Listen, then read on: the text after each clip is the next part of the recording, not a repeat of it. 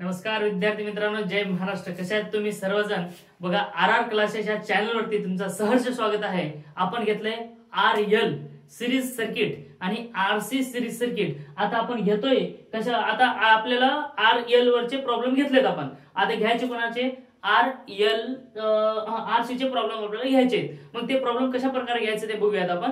जास्त वेळ नाही घेता, लगेच आपण सिलेबसला चालू करू. आम्ही आता हे बघा, कोणाकोणाला काम येणार आहे.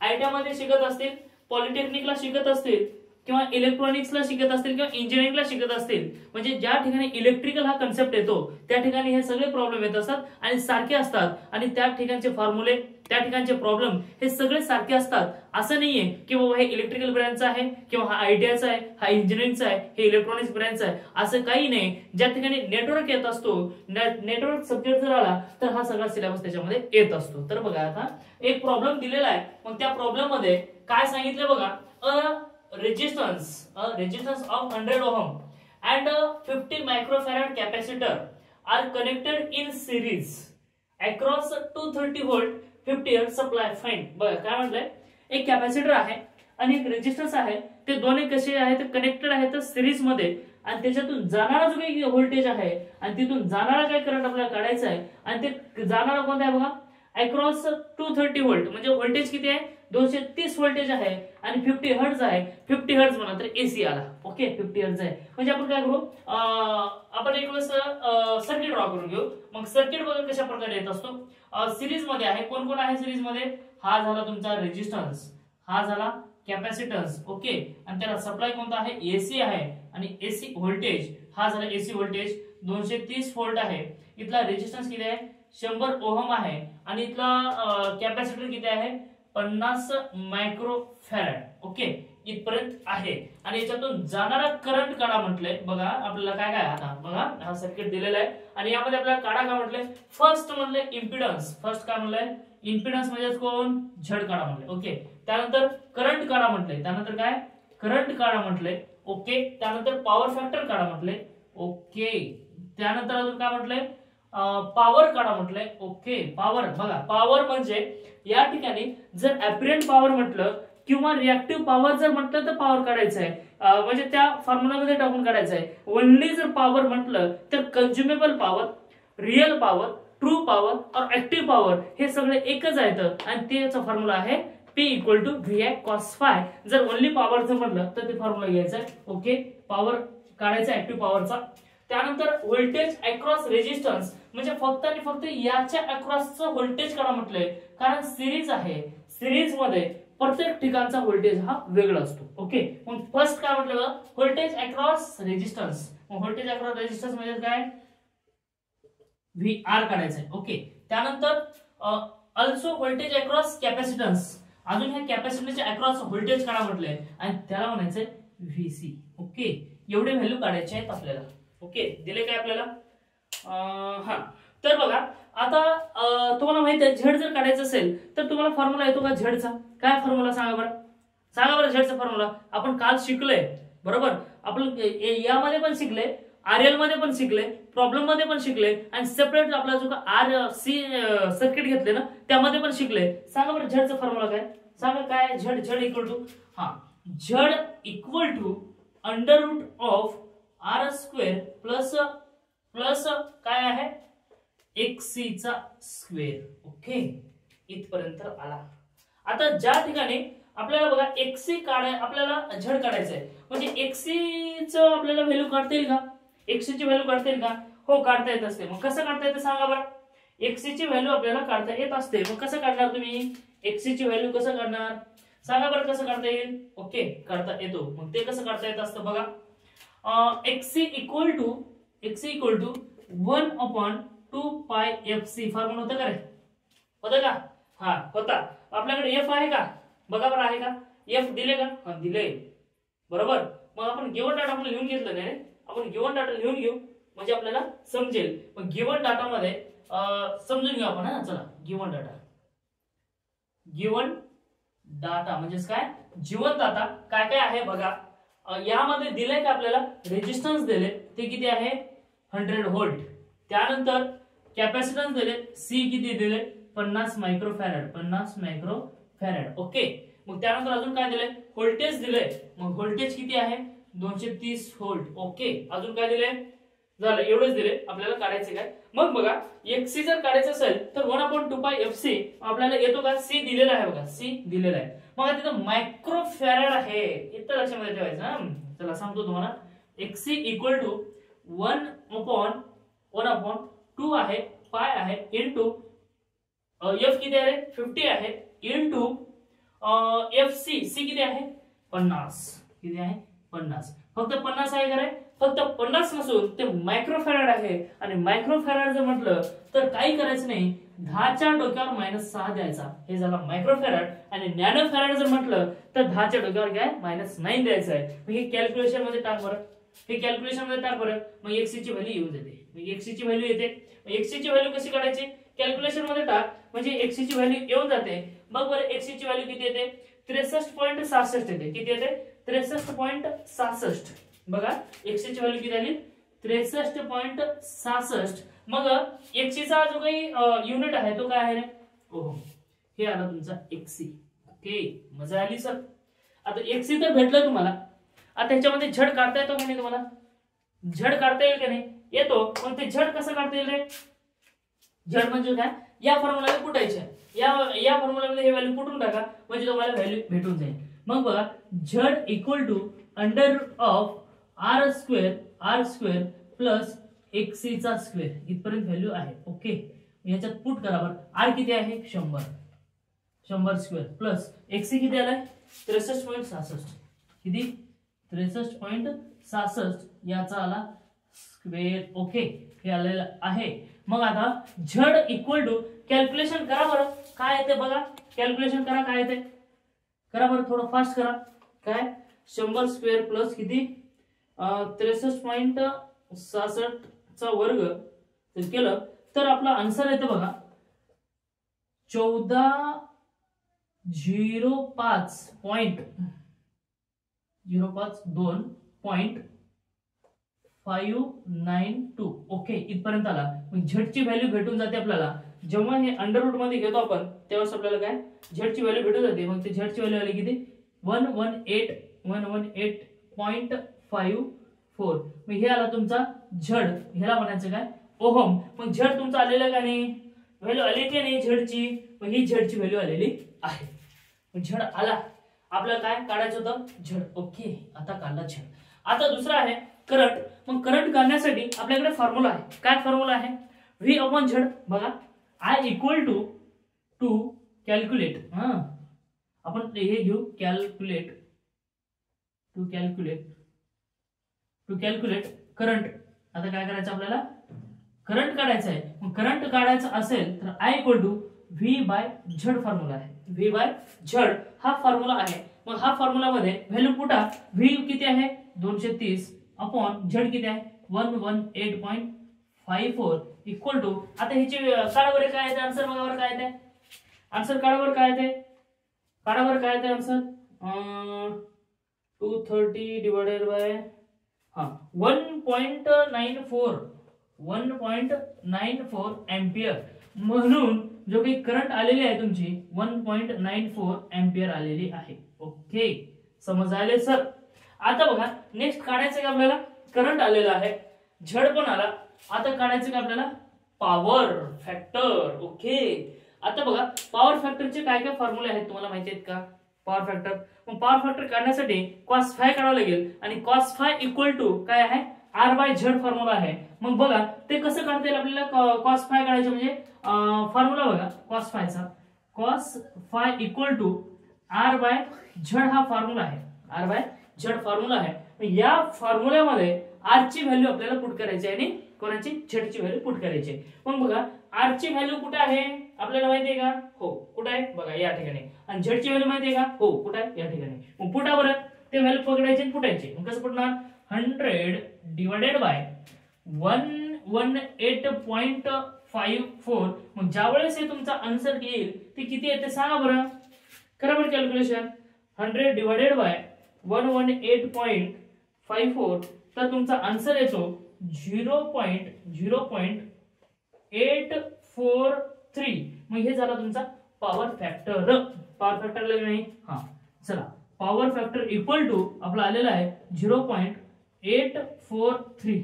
ओके, इथपर्यंत आलेला आहे. मग काय आला रे तुमचा पॉवर फॅक्टर पण आला. आता काढायचं का तुम्हाला पॉवर. मग पॉवर काढण्यासाठी बघा 3 टाइपचे पॉवर मग मी सांगितले तुम्हाला. मग ते apparent power, active power and reactive power. पण या ठिकाणी ओनली पॉवर म्हटलंय, ओनली पॉवर जर म्हटलं तर हमेशा ऍक्टिव्ह पॉवरच घ्यायला पाहिजे. Real power, true power, active power आणि कन्झ्युमेबल पॉवर हे सगळ्यांचं नाव एकच आहे. मग तो पॉवर म्हणजेच काय, P इक्वल टू, आता काय पॉवर P इक्वल टू, मग इथं आपण काय करू टू कॅल्क्युलेट पॉवर, म्हणजे तुम्हाला थोडं समजेल. कॅल्क्युलेट पॉवर, मग आता काय करायचं, power P equal to VI cos phi. आपल्याकडे व्हॅल्यू आहेत का रे, सगळ्यांची व्हॅल्यू आहेत का, हो. व्होल्टेज आहे, करंट आहे आणि कॉस फाय पण आहे. आपल्याकडे जे व्हॅल्यू आहेत ते ह्याच्यामध्ये पुटायचे आहेत. मग कसं पुटणार तुम्ही, पॉवरच्या ठिकाणी आपल्याला पॉवर करायचं म्हणजे व्हॅल्यू पुट करायचे आहे. व्होल्टेज किती आहे सांगा बरं, किती आहे बघा बरं, कुठे आहे व्होल्टेज, आपण काढले गिवन डाटा मध्ये येत आहे, किती आहे 230. मग व्होल्टेज किती आला 230 इंटू करंट बघा किती आहे, करंट आता काढले आपण येत आहे, किती आहे 1.94 इंटू कॉस फाय काढले आपण, पॉवर फॅक्टर काढले किती आहे बघा, किती आहे 0.843. ओके, मग बघा पॉवरची व्हॅल्यू भेटून जाते आपल्याला. ह्याच्यामध्ये काय करायचंय, व्हॅल्यू आपले पुटायचे आहेत. मग कसं पुटणार बघा, 230 इंटू 1.94. ओके, मग हे तुमचं झालेलं आहे पॉवर 376.41. आता हे आहे, मग काय आहे हे, कशा युनिट काय बघा, वॉट. काय ह्याचा युनिट, वॉट. मग तुमचा पॉवर पण आला. ओके, मग पॉवर आलेला आहे. मग आता काय करायचं तुम्हाला, voltage across resistance and voltage across capacitance. मग बघा आता voltage across resistance and capacitance हे फॉर्म्युला काढा, आपल्याला कसं भेटेल. मग तुम्हाला माहिती आहे आपण शिकले आणि त्यामध्ये आपल्याला ते काढता येत असतो. थोडीशी जागा अपुरी झालेली आहे, आपण यामध्ये ऍडजस्ट करू. बघा आता व्होल्टेज अक्रॉस रेजिस्टन्स या ठिकाणी घेऊ आपण, व्होल्टेज अक्रॉस रेजिस्टन्स. आता काय घ्यायचं, आता रेजिस्टन्स घ्यायचे. मग resistance equal to VR, voltage across resistance मध्ये काय आला VR, V equal to I into R formula आहे का नाही, काय आहे formula, V equal to I into R. म्हणजे याचा अर्थ असा की इथून एवढ्या पोर्शन मध्ये किती व्होल्टेज ड्रॉप होतोय, म्हणजे याच्या अक्रॉसचं व्होल्टेज किती आहे ते आपल्याला काढायचं आहे. मग ते काढण्यासाठी V equal to I into R formula आहे. मग तुमच्याकडे R ही माहिती आहे तुम्हाला आणि I माहिती आहे, मग तुम्हाला हे व्हॅल्यू काय करायचे, पुट करायचे आहे. मग आता R किती आहे बरं, करंट किती आहे 1.94 इंटू करंट किती आहे, करंट रेजिस्टन्स किती आहे 100, किती आहे 100. मग ज्यावेळेस याला तुम्ही करता तर त्यावेळेस व्होल्टेज येईल तुमचा 194. ओके, 194 येईल तुमचा. तरी बघू आपण 1.94 इंटू 100 जर केला तर 194 येतो, किती 194. मग हे आला तुमचा काय VR इक्वल टू 194. इथपर्यंत तुमचा आन्सर आलेला आहे. त्यानंतर काय काढायचं आपल्याला, व्होल्टेज अक्रॉस रेजिस्टन्स तर झाला.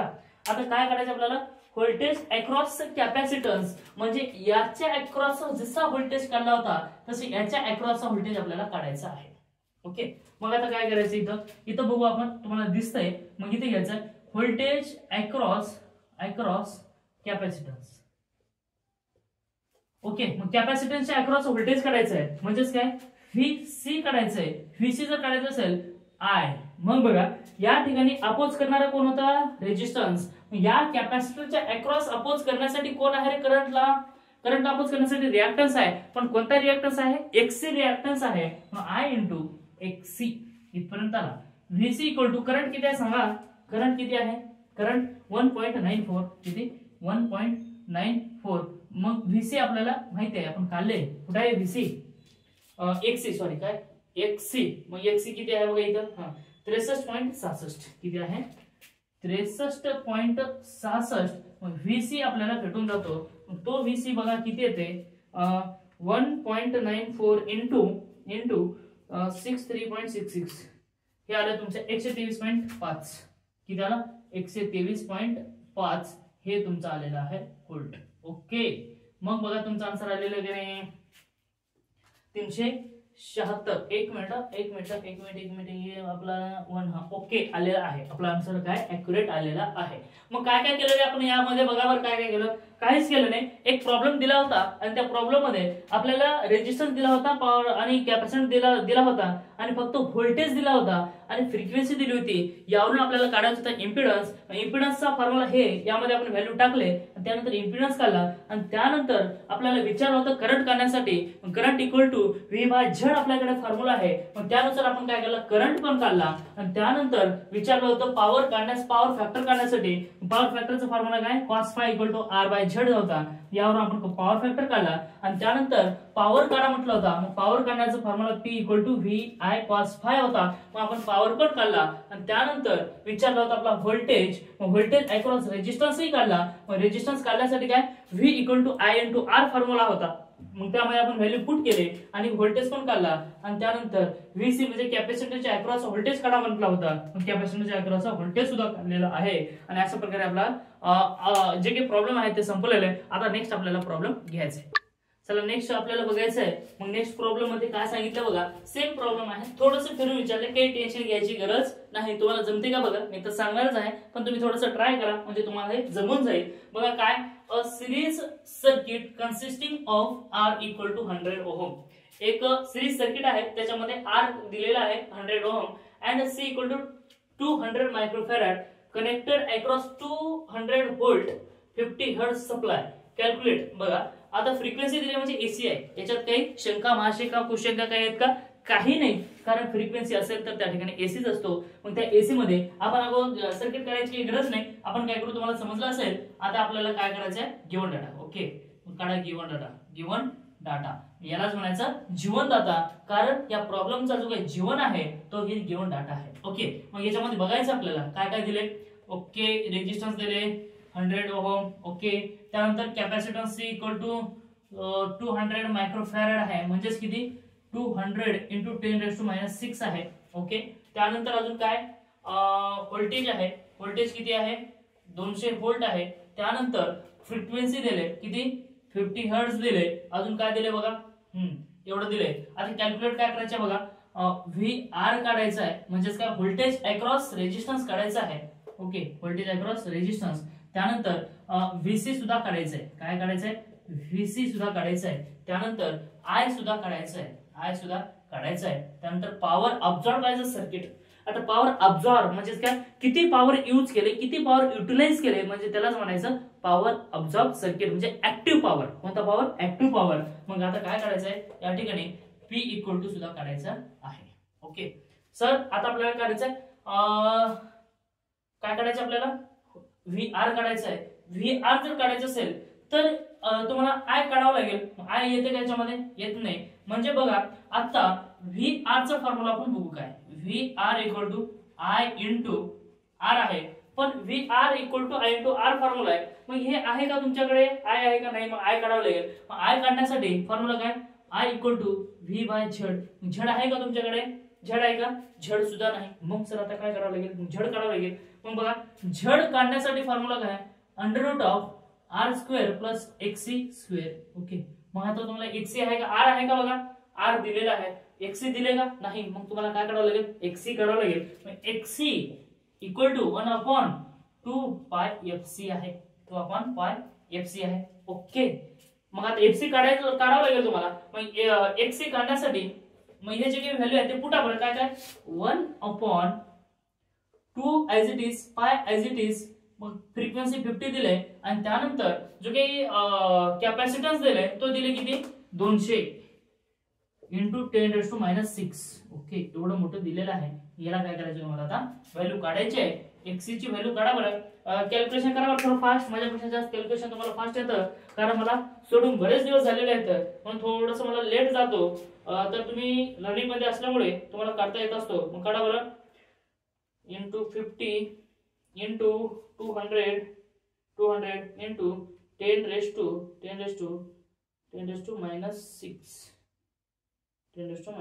असा आपल्याला आन्सर आहे. तो येतो बघा किती आलाय बघा 15.91. तर झेडची व्हॅल्यू येते किती 15.91 बरोबर आहे. मला थोडंसं डाऊट आला म्हणून बघितलं मी किती आहे 15. 91.5 ओके, हे आलं तुमचा XC ओहम. ओके सर, आता ह्या XC वरून तुम्हाला R काढता येतो का, झड काढता येतो का रे, येतो का नाही सांगा बरं. यावाच लागतंय, नाक करते का, यावाच लागते. मग कसं काय आहे ते बघ बरं. नाक करते का म्हणायचं नाही, कारण आपलं एज्युकेटेड चॅनल आहे. असंच तुम्हाला बोर होऊ नये म्हणून म्हटलंय मी. बघा झड इक्वल टू फॉर्म्युला काय, R² प्लस XC चा स्क्वेअर. मग तुमच्याकडे काय काय व्हॅल्यू आहेत बघा, जी जी व्हॅल्यू ते पुटा. मग कसं पुटणार रे, कसं पुटणार. हा R ची व्हॅल्यू कुठे आहे बघा, बघा बघा बघा कुठं, जगा बघा बघा बघा. हा इथं आहे 100 चा स्क्वेअर प्लस XC कुठं आहे इथं. मग ह्या 15.915 चा स्क्वेअर. मग झडची व्हॅल्यू येते. मग ते झडची व्हॅल्यू किती आहे ते सांग. काय ते, आन्सरचा स्क्वेअर प्लस 100 चा स्क्वेअर जर केलं तर आपला आन्सर येत असतो बघा अंडर रूट मध्ये 10 25 3 म्हणजे 10,253.30 म्हणजे 302 इथपर्यंत आला. आणि जेव्हा तुम्ही याला काढू शकता, म्हणजे याचा आन्सर ज्यावेळेस काढतो तुम्ही, तर आन्सर येतो तुमचा 101.25 ओहम. मग आला तुमचा काय झड तुमचा आलेला आहे. मग या झड वरून आता आपल्याला व्हॅल्यू कोणाची काढता येते रे. झड तर आला, आपल्याला झड काढा म्हटलं होतं का आतापर्यंत, काढा म्हटलं नव्हतं तरी आपण काढलंय. मग काढले कशासाठी, ते पुढे कामाला येणार आहे म्हणून आपण काढले. ओके, म्हणजे इथं घेऊन घेऊ आपण स्पष्टपैकी. झड इक्वल टू, झडची व्हॅल्यू किती आले 101.25 ओहम, हे झडची व्हॅल्यू आलेली आहे. आता काढायचंय काय, आय काढायचं आहे किंवा व्होल्टेज अक्रॉस रेजिस्टन्स काढायचं आहे. मग VR काढण्यासाठी तुम्हाला आय काढावं लागेल. आय जर काढायचं असेल तर काय काढावं, टू कॅल्क्युलेट करंट. मग current I equal to V by Z हा फॉर्म्युला आहे. V बाय झड फॉर्म्युला आहे. व्होल्टेज किती आहे तुमच्याकडे माहितीये का, माहितीये का सांगा किती आहे. इथं किती आहे 200 डिवायडेड बाय झडची व्हॅल्यू आहे 101.25. ह्याचे आन्सर किती आहे ते सांगा. आन्सर काय आहे ते सांगा बरं. 200 डिवायडेड बाय आन्सर जर केलं तर आय ची व्हॅल्यू येते, आय ची व्हॅल्यू किती येते 1.975 एम्पियर. ओके, आय पण आला तुमचा, किती आला, आय इक्वल टू 1.975 हे आला तुमचा एम्पियर. ओके, तर तुमची आलेली काय आता करंट आलेली आहे. आता बघा नेक्स्ट आय तर आला. आता काढायचं काय आपल्याला VR आणि VC हे आपल्याला काढता येत असतो. मग आता VR आणि VC काढून त्यानंतर आपण काढू पॉवर फॅक्टर वगैरे काढू. मग आता काय टू कॅल्क्युलेट आपण थोडंसं शॉर्ट फॉर्म मध्ये लिहिण्यामध्ये जास्त होऊन चालेल. कॅल्क्युलेट काय करायचं VR. मग VR equal to I into Z formula आहे. आय इंटू झड, एक मिनिट VR आहे ना, आय इंटू R आहे. मग त्यामध्ये व्हॅल्यू पुट करा. आय ची व्हॅल्यू काय 1.975 इंटू R ची व्हॅल्यू काय सांगा बरं. कुठे आहे आय आर, कुठे आहे आर दिसतं का कुठं. तुमचा R किती दिलं इथं 100, इथं आहे किती आहे 100 आहे. ओके, हे झालं तुमचा 100. म्हणजे तुमची VR ची व्हॅल्यू येत असते बघा 197.5.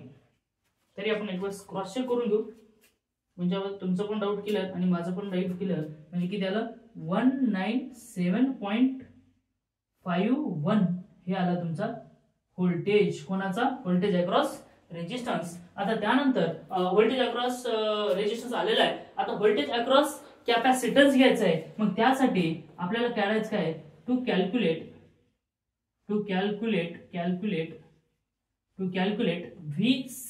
मग VC जर काढायचं असेल तर व्होल्टेज अक्रॉस कॅपॅसिटन्स आहे. मग या ठिकाणी आय इंटू, मग या ठिकाणी रेजिस्टन्स होता कोणाच्या अक्रॉस, रेजिस्टन्सच्या अक्रॉस व्होल्टेज काढायचं तेव्हा अपोज कोण करत होता करंटला, रेजिस्टन्स. पण कॅपॅसिटरच्या अक्रॉस जर व्होल्टेज काढायचं असेल तर तिथे अपोज कोण करत होता XC, म्हणजे काय रिएक्टन्स. मग ते घ्यावं लागेल आपल्याला XC. मग तुम्ही XC काढले ना, आता काढले बघा आपण XC.